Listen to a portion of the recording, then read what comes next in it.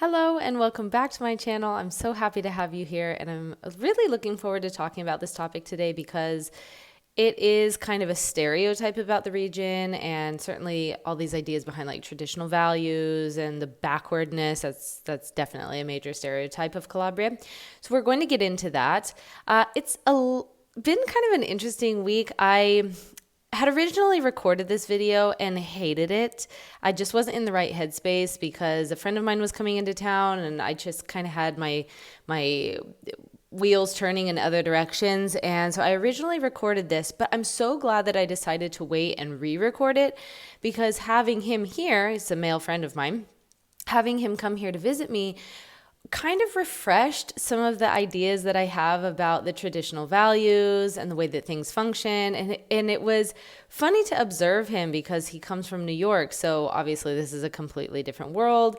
Having him here was a reaffirmation of just how difficult I think it can be for some people to fit into this world.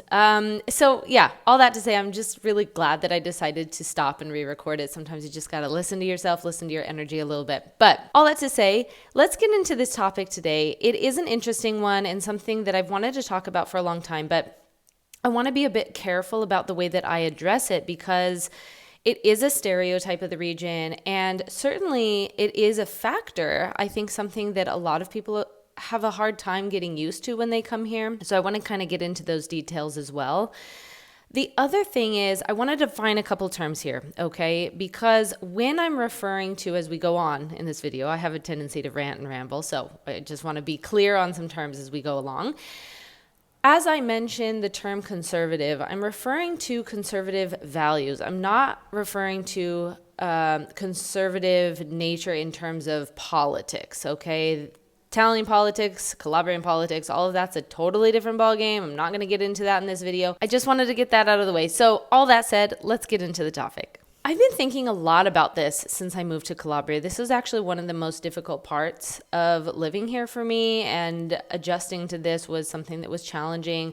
I had to really rework some of the ways that I lived my life here and just not change myself, because I don't believe in that. I don't believe in modifying yourself for a place necessarily, but just adjusting the way that I behave and my conduct and those sorts of things, just to make sure that I'm not, violating any social norms. Let's word it that way. I'm referring specifically to the traditional roles, especially with regard to relationships, especially with regard to the social fabric, and more than anything, the relationships and intimate partnerships between men and women, and also friendships between men and women.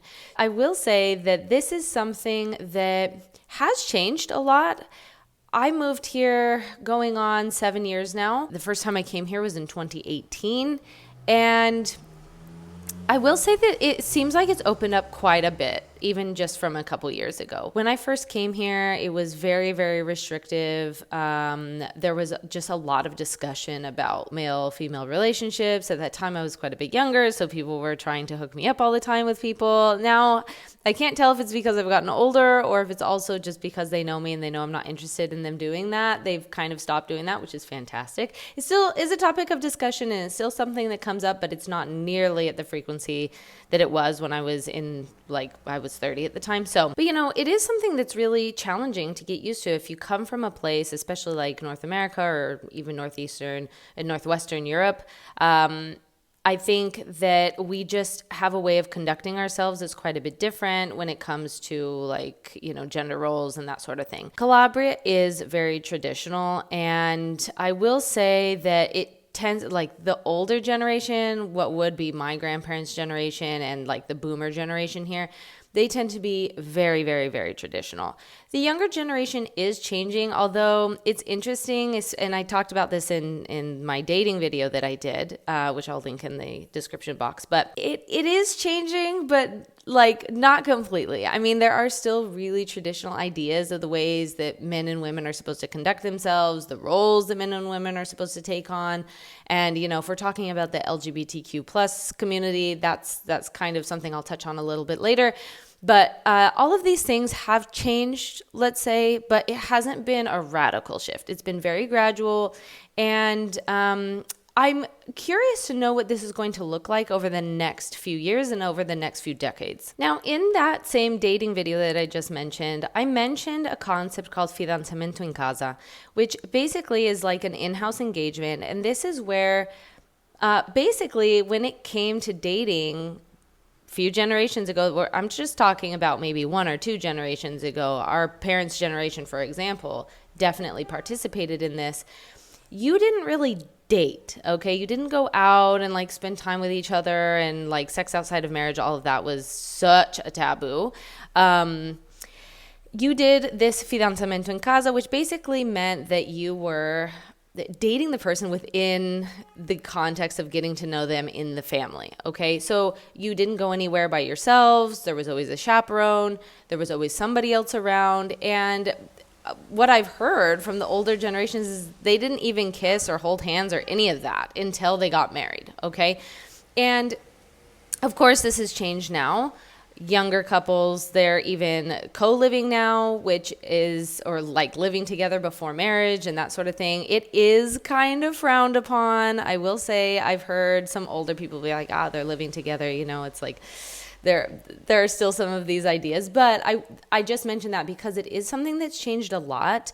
That was not acceptable, even just like, I would say the Gen X generation might have even had trouble with that, okay? So millennials and certainly Gen Z, those generations are kind of, starting to have a little bit more open views as to how they conduct themselves within relationships and the gender roles and all of that. The older generation is still very restrictive here. Now, historically speaking, and again, there is still some of this going on today, the gender roles were very defined. And if you're in bigger cities in Calabria, like let's say Reggio Calabria or maybe Cosenza, the city of Cosenza, I would say that people are quite a bit more open and liberally minded. I'm not talking about politics. I'm talking about just like open-minded as to how people conduct themselves.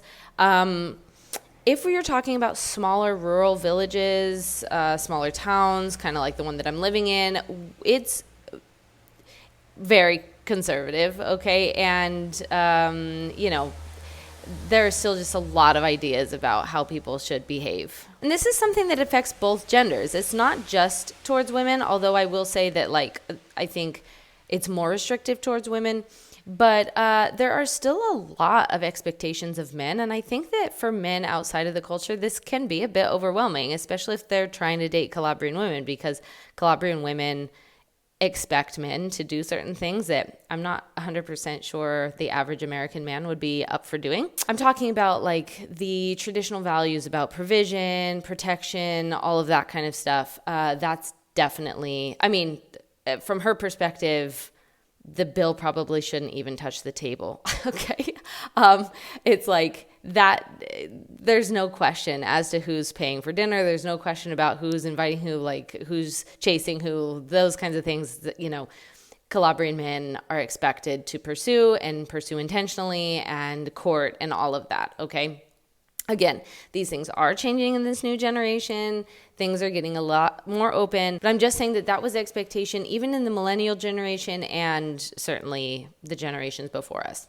So the gender roles were very clear. Men were to provide and protect. The women, of course, were supposed to do all of the traditional feminine things like cook, clean, childbear, and all of that. Now, going back to the topic of fidanzamento in casa, there was even a little bit of matchmaking that went on. And, it's kind of interesting talking about this because effectively, in some cases, they were even kind of like arranged marriages, which people have a knee-jerk reaction to that concept. I'm not talking about forced marriages. I'm talking about arranged marriages.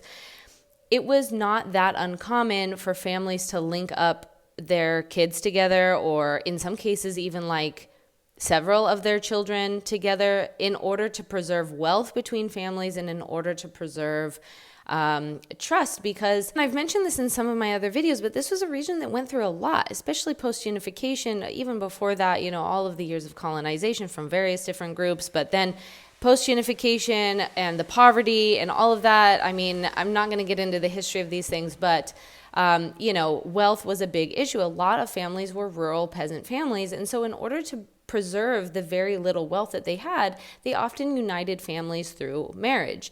And again, it's not forced marriages, but arranged marriages. And this concept, or a person that was like a matchmaker or a negotiator between the families, was referred to as l'ambasciatore. This was the person that would negotiate between the families, negotiate the terms of the marriage and the dowry, all of those kinds of things. It was very common for families to give some kind of a dowry. This was basically like a security for the family that there was going to be, that the roles and responsibilities and the rights were going to be fulfilled for that person. And once both sides agreed on whatever the terms and conditions were of this marriage, then they usually threw a big party. It was formally celebrated in home, and, you know, everybody in the town knew about it. It was a really, really big deal and something very special that I think, you know, if you talk to the older generations, they still often refer to, like, when I got married, when I did my fidanzamento in casa, like when we had my party, blah, blah, blah.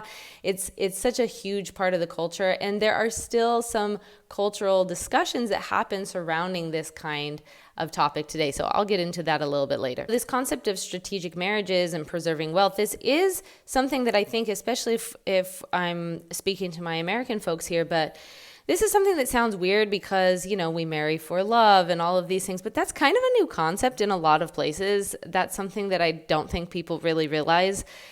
This was something that was common, certainly post-unification, but also after World War II, this sort of continued. And I know this is a controversial topic. People don't like talking about this. They like to think that people fell in love and there were all these great love stories. And like, that does happen, but in many parts of the world, not just here in Calabria, but obviously still today, there are places where they do these strategic marriages in order to preserve wealth. And I just think that that's a really interesting concept to think about. Families didn't want to lose the very little that they had built. And so, you know, they would arrange marriages, essentially sons and daughters within the same social circles, certainly within the same class, in some cases even cousins, which I know, you know, some people feel really weird about, but I just have to mention it because it was a thing. And this was to keep land, to keep titles, to keep money. All of that was a huge part of these arrangements. Dowries were often quite large. And, you know, these weren't just symbolic. It was very practical. We're talking about dowries of land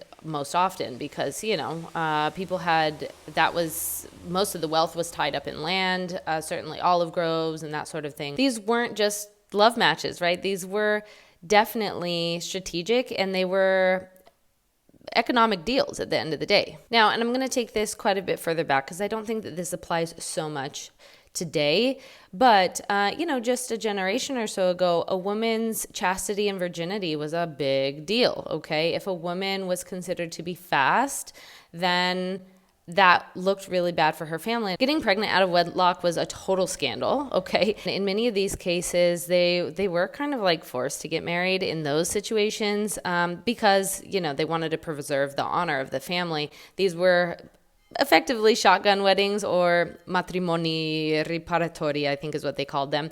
Reparative marriages, I guess in English is what we could refer to it as. But yes, they were sometimes forced. Sometimes they would even make the girl disappear for a little while until she had the baby. This whole concept of having like a bastard child or a child out of wedlock was a big deal, and, you know, it made the family look bad. And there were just these really difficult ideas surrounding like virginity, marriage, purity, that sort of thing. Now, to bring this back into a more current context, and again, a lot of this I already addressed in the dating video, but, you know, now both men and women are working, and to some degree, this is because I don't think anybody really has a choice. Most men are not able to make an income that's large enough to support a whole family, okay? But it's not looked down upon anymore for women to work and, you know, have their own things outside of the family. That's definitely opened up a lot. I know a lot of women in like my mother's generation, so we're talking about the boomer generation, they didn't even drive. And a woman that didn't get married by a certain age and didn't have children, that was kind of like, oh, what's wrong with her? It was seen very negatively. A lot of young women today, they're going off and getting married. They're having careers. They're focusing on that. So, I mean, these ideas have definitely changed. And even the gender roles between couples, a lot of men are helping with the household chores. A lot of men are helping with some of the other duties regarding child rearing. And I really actually appreciate the way that men here participate in raising their children and spending time with their children. I feel like Calabrian fathers are really wonderful, and they're definitely a big part of the process in bringing up children here. It's really kind of beautiful to see, because that's not something that I saw a lot in the States growing up.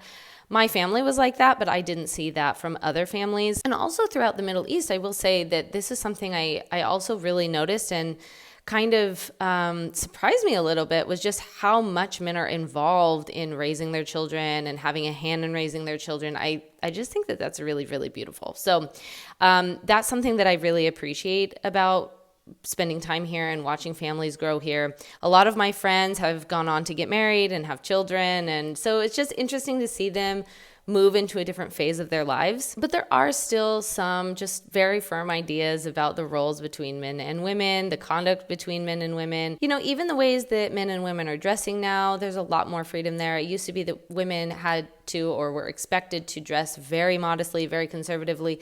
And now, women wear short skirts, have their shoulders uncovered. I know that doesn't seem like a big deal to people in Northwestern Europe and North America, but here it was kind of a big deal. Like, there's this sort of Marianism concept within Italian culture a lot of times, especially here in the South. A woman is either a slut or a virgin kind of thing. And so, it's a very black and white concept, the way that women are viewed in some cases. These things don't necessarily apply to nowadays, but just a couple generations ago, a woman having her shoulders uncovered, or a woman even wearing pants.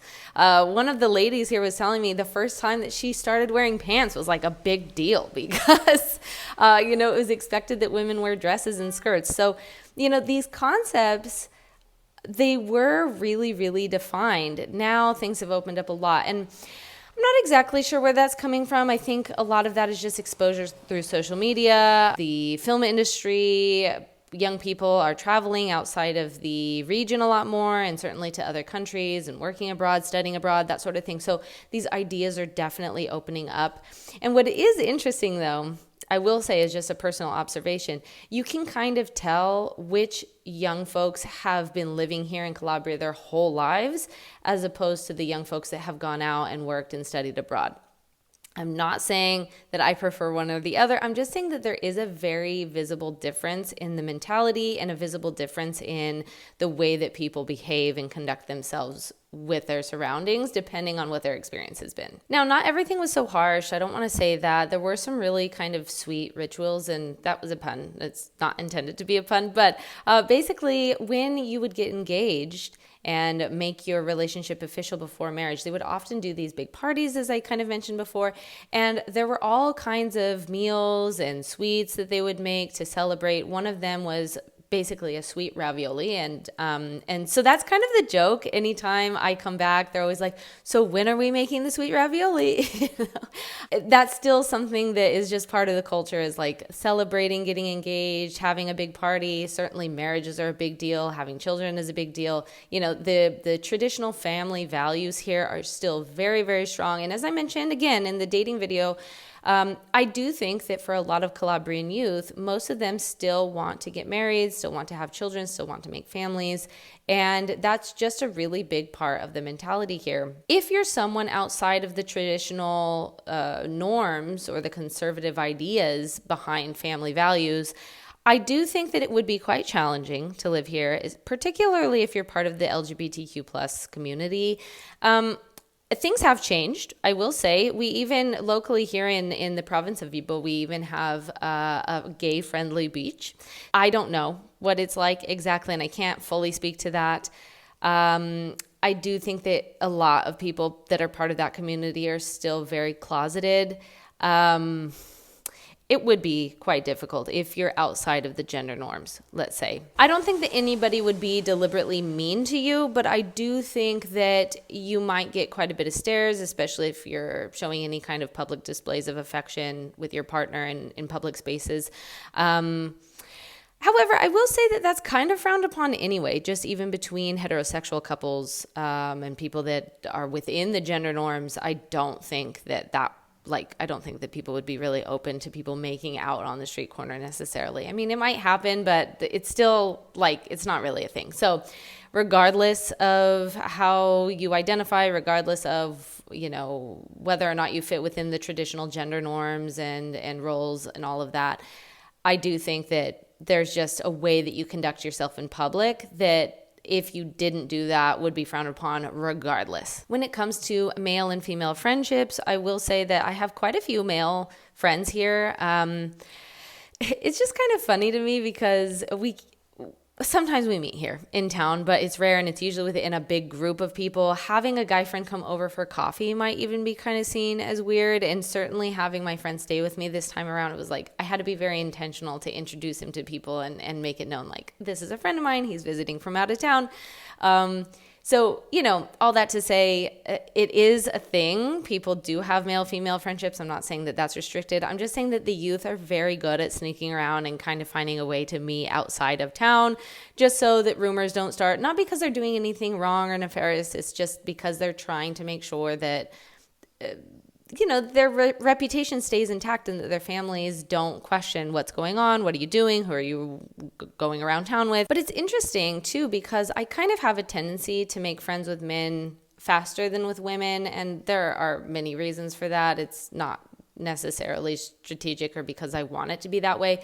It's just that a lot of women my age are married with children and, you know, they're just sort of in a different phase of their life right now. But here in Calabria, I really love being in communion with women. Being in communion with women here is incredible and beautiful, and I just feel so accepted and loved. And even though I don't necessarily live like they do, I don't have the same lifestyle or the same even traditional or conservative values that they might have, they just seem to be very interested in my life in a very genuine way. And I appreciate that because I'm interested in their lives and just being in communion with them, sharing with them. I'm sort of like the community auntie here, which is so sweet. And I'm just very accepted into a lot of people's social circles, despite the fact that I'm not necessarily abiding by the same traditional values that they were raised with. So yeah, it's just something really sweet and something that I thought I would share. Anyway, I hope that I mentioned everything. You know, there's just so much about this topic that so many different avenues that we could go down, and potentially I could even do follow-up videos about this topic because it is kind of a big one.